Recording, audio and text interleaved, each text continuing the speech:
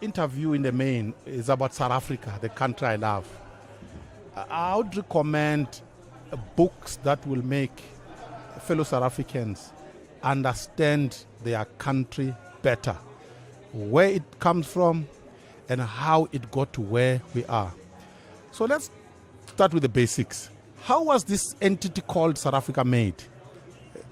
Read Martin Meredith. Diamonds, gold, and war. Diamonds, gold, and war. The making of South Africa. It will tell you how this country was shaped from the days when diamonds were discovered in Kimberley all the way to when gold was discovered in the Witwatersrand, now Johannesburg, and the wars that were fought to shape this thing we now call South Africa. That's the first book I would recommend. The second book I would recommend is by Sampie Terreblanche, A History of Inequality. A History of Inequality. Inequality. By the way, guys, a lot of our viewers usually do this.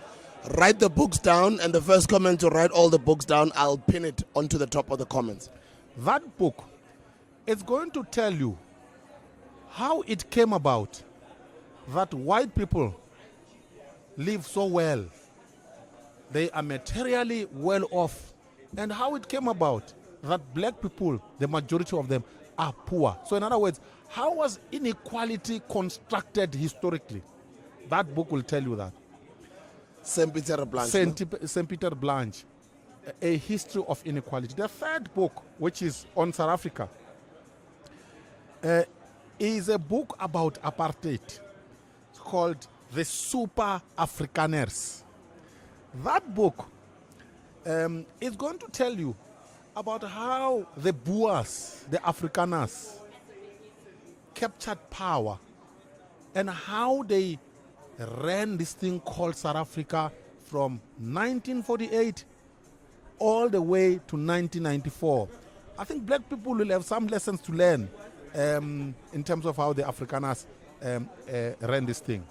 Outside South Africa, the fourth book would be Race and Culture.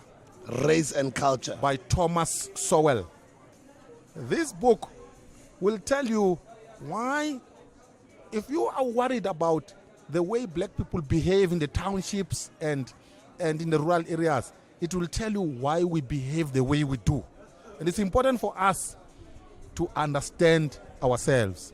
The last book that I would recommend is a book by a Brazilian scholar, Roberto Mangabeira Unger. The title of the book is False Necessity.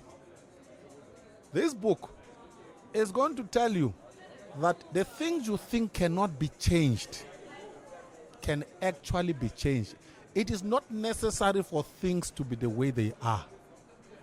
In your space, in your society, wherever you are, the things you see were created by people. You can revise those things, whether it's systems, institutions, or your personal life. It's not necessary for your life to be the way. False necessity. So I've given you 5.